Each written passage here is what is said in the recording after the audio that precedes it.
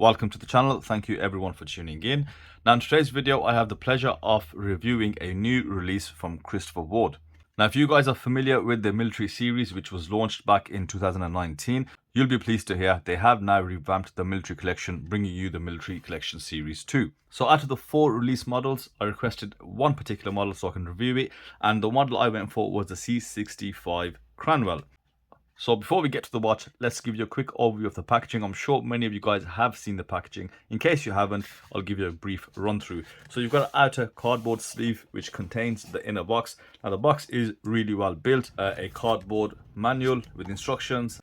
You've got a wooden box which slides into this, really hard-wearing, strong cardboard sleeve. Now the box and the sleeve are connected by magnets, which gives it a very nice feel when you do close the box, making it slightly secure. Inside the box you'll find Christopher Ward's 60/60 guarantee, and inside the box you'll find some protective plastic which was covering the watch.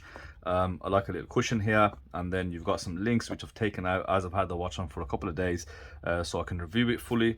So let's put this back. There's nothing more to see here. Very nice box. I personally think it's slightly oversized. If you do tend to keep all your watch boxes, it will take up a lot of space, but still it is a bit of an event opening this. And considering the price that these watches retail for, you definitely want a bit of a box just to kind of show off.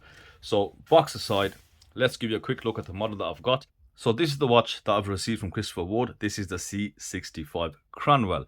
Now before I get into this watch, I want to give you an overview of all the models within this range. So the 3 models are named the Sandhurst, the Cranwell and the Dartmouth. Now if you don't know already, they are named after officer training academies of the Army, the RAF and the Navy within the UK. Now another fact to know with the military collection series, that the series is officially approved by His Majesty's Ministry of Defence, and they are one of 5 global watch brands to actually hold this accolade. So the names of the models and the official approval by the Ministry of Defence, I think Christopher Ward have kind of solidified their place in the market of military watches. So now looking at the 4 models they've released, you've got the C65 Sandhurst, which is actually inspired by Smith's W10 field watch. This was issued to British soldiers back in 1969. Then you've also got a C65 Sandhurst Bronze, for those guys that do like the patina and the bronze effect, and this is essentially a field watch. And the next in the series is what I have in hand, is a C65 Cromwell. And the C65 Cromwell was actually modelled on the Jaeger-LeCoultre Mark 11 aviator watch. So this is for the RAF. And then you've got the C65 Dartmouth, which was actually modelled on the 1957 Omega Seamaster Big Triangle. Now one of the notable upgrades on the C65 Dartmouth is the bezel. It uses the similar bezel that they used on the Aquitaine. It's a fully lumed sapphire bezel, so a bit of an upgrade from the previous model, and it does give it some nice vintage dive watch looks. Now in terms of dimensions, I'll cover the dimensions in a lot more detail, but across the board, between the pilot and the field watch, they are exactly the same. The only difference is when you look at the Dartmouth, which is 41mm in diameter. They all feature the light catcher case, and in terms of specs, let's go through them because all the specs are exactly the same. They all use a Sellita SW200, which is COSC certified. Now the rating for this COSC certified movement is -4 to +6 seconds a day. Now I put this on a timographer and I found that it does conform to those regulations. And an added note is, throughout various positions, it also still maintains that accuracy. So it shows a very stable movement. The water resistance rating on the Cranwell and the Sandhurst is 150 meters, whereas on the Dartmouth, being a dive watch, it is 200 meters. And all the models come with a dateless configuration. So in terms of dimensions, they are pretty accurate to what Christopher Ward have stated on their website. I'll just show you on video what I found. I found diameter being 38mm. You've got an overall thickness of 11.9mm. The lug to lug is extremely compact at 43mm.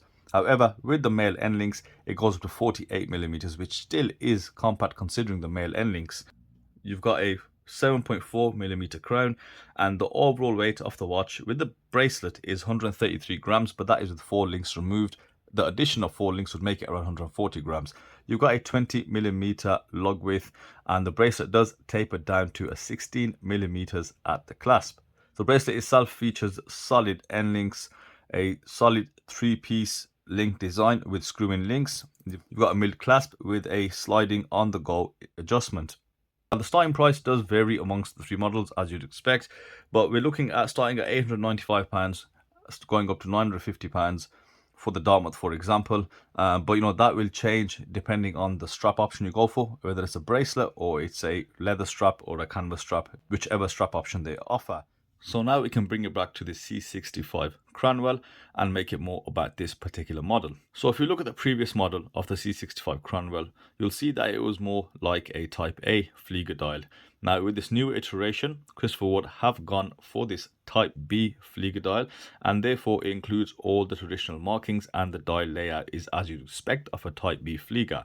Now if you look at the branding, Christopher Ward seem to have stuck with that twin flag logo rather than the Christopher Ward name. Now this change was noticed back when I reviewed the Aquitaine series, and I think from there they are going with that twin flag, and I think it's a much better visual.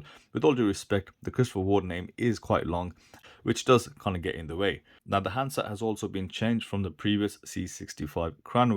Now you've got more traditional Christopher Ward style hands. Now one thing to note about the handset is the proportions are absolutely perfect. The handset is finished in matte white. Now when all these features come together on the dial, it makes it for a very legible dial, which is the basis for any military style watch, as well as most watches, to be honest. You know, you want that clear cut legibility. Now the dial is also lumed, so let's switch over and have a look at that lume. Now the applied lume is BGW9. You get a very nice cool blue look. The numerals are lumed as well as the handset. Now the handset is far brighter than the lume applied on the numerals, and the paper at the top is quite bright also. Now a good indicator to know if the lume is going to be amazing on this style of dial and this type of lume application is looking at the thickness of the markers. You'll notice the markers on this watch, they aren't thick at all. You know, they are quite flat towards the dial. Unfortunately, that means the lume won't be as bright. You can already start to see the fading on the numerals, but the hands seem to be lasting quite a while. So I'd say the lume shot is adequate, but nothing amazing. Quick look at the sapphire crystal, you'll see it is a top hat style of crystal.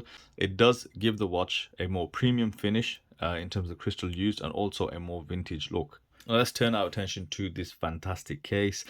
Christopher Ward's famous light catcher case. This is one of the most incredible cases out there. The finishing on here is superb, you know, as well as the actual machining, the multiple facets that are present, and the level of finishing is just superb. It's one of the nicest things I like about Christopher Ward. Now if we look at the bezel, it has been brushed in a circular fashion, very fine brushing, bordering on satinized finishing, but not quite there yet. And around the rim of that bezel, you'll see a highly polished surface, which is quite good to see. It does distinguish the bezel slightly when you do look at the watch from certain angles, and it does look good. And I think the finishing is very important in this type of watch. You know, that full brush surface gives it that tool watch appearance. You know, you don't need that many shiny surfaces. It will just end up ruining the watch. This watch needs to be worn, you know, regularly and used as a tool watch. Moving down to the lugs, you'll find linear brushing. Again, extremely fine, clean cut transition lines. This is what I love to see on watch cases. And you know, with this Christopher Ward, they are far above a lot of watches in terms of that finishing, especially on this particular case. You've got the polished highlights that go down the side of the watch, and then you'll see the facets on the side of the case, that straight brush surface going down into a polished surface just beneath that. It's so good to hold in the hand. It is by far one of my favorite cases. The watch on the side, you'll see the crown has that red ring around there, and I mentioned the dimensions in the start of the video. That is a 7.3mm crown, and that is an extremely practical and functional crown. You can just pick this up, wind it, set the time and go. You don't have to worry about the date and so on. So I find that quite practical and useful. Now let's turn the watch over and have a good look at the case back. A lot of heavy detailing present. You've got the Royal Air Force plaque engraved in the center, which of course is in line with the theme of the watch, Christopher Ward name, and the usual information that you'll hope to see on the back of a case back. And you've got three different types of finishing on the case back. You've got the bead blasted background, you've got the polished rings, and also that circular brushing. So it makes for quite a detailed case back. Now the bracelet on Christopher Ward watches, you know, they are of high quality. They are quite simple, you know, there's nothing fancy going on with the bracelets, but they fit great, extremely functional. You can see the finishing is immaculate on there, great brushing present. You've also got brushing on the side of the links, which again is quite thoughtful from Christopher Ward. And not only that, they've also got quick release spring bars just on the back of the watch, and that is again very thoughtful from Christopher Ward, considering the case does not have drill lugs. And you know, you don't want to be scratching up the back of this watch, and with those quick release bars, it makes strap changes extremely easy. So quite a comfortable bracelet, no edginess on the sides of those links, which is quite important, something which I look at quite often. And when we move down the links, you'll find half links which are closer to the clasp. Now the clasp is a milled clasp, the same one that you find on the dive watches and a lot of the other watches. Christopher Ward branding on the center of that milled clasp, and as I mentioned in the start of the video, this does have that on the go ratchet adjustment, which is, you know, again quite handy. Probably arguably not required on a pilot watch, you know, because I think the clasp does seem a bit long in proportion to the actual watch and the bracelet. And again, because it's not a diver, it's not something which is required. But yeah, that is a hell of a long clasp. So let's get this on wrist and show you what it looks like. And this is what the C65 Crown looks like on my 6.5-inch wrist. Now this is where I'll say the watch truly comes in on its own. The watch has been so comfortable. It has been a sheer pleasure to wear. I've not worn a watch which is more comfortable than this in a very long time. A lot of that has to do with the proportions and dimensions of the case. That 38mm case with that extremely compact lug-to-lug, 48mm, even on the male end links, but the actual lug-to-lug is 43, so it makes it an amazingly comfortable watch to wear. And as I said, I think the aesthetics aside, you know, the brand name aside, the movement aside, the best thing which I found and which really stood out, and which is the defining point of this watch for me anyway, is the way that it wears. Now, I mentioned about the clasp being quite long, but I found that the clasp worked in my favor. You know, with that length of the clasp, it actually helped keep the watch central to the wrist. A lot of the times when you wear some watches, they tend to drift off towards the top or the bottom. But, you know, I think a byproduct of this long clasp is that it keeps the watch central to your wrist, and I've had no movement while it's been on wrist. So this is what I've really enjoyed about the watch over everything else, is how lovely it wears on wrist and how comfortable it is. It doesn't sit high at all, and at certain angles those polished highlights really do stand out, and it seems to wear just smaller than actual 38mm. The proportion, the weight distribution is spot on as well. The weight is so evenly distributed around the wrist, you know, with the bracelet and the watch case. You don't feel any top heaviness at all. As I said, extremely well distributed on the wrist, and therefore it feels quite light. Even though it's around 140-ish grams, you definitely don't feel that. Where does this watch stand? You've got to remember, in the market that Christopher Ward are, it is quite heavily saturated. They will have a lot of competition. You've got a lot of entry-level Swiss brand watches and that mid-tier watches, which you know, also produce really good military watches, aviator watches.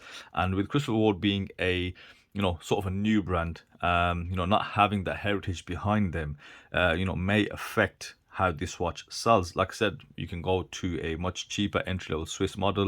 You know, you can look at Hamiltons, etc., if you wanted that aviator look. But I think that's why Christopher Ward went with that official recognition from the Ministry of Defence to help solidify the place, you know, within that military watch sector. Now, having said that, what I think sets this Christopher Ward apart from the rest is that level of finishing and the case quality, along with the bracelet. What you'll find typically, pilot watches, they don't need to be all that special in terms of how they're built. It just needs to be, you know, somewhat decent. But this is a very premium feeling and looking Flieger, basically, and that's it. You know, if you wanted to get a cheaper one, you definitely can, but if you wanted that you know, luxurious feel and finish, then this is what you'd go for. So it's like a high-end Flieger, let's say, because that case is so incredibly well built, a lot of detail present on there, and you have to agree this is probably the nicest looking pilot watch that you'll probably see. And I'm just blown away more so with the way it fits on wrist. So that's it from me today, guys. Hope you enjoyed that review. Hope you found it very informative, and then I'll see you on the next video. Thank you all for watching.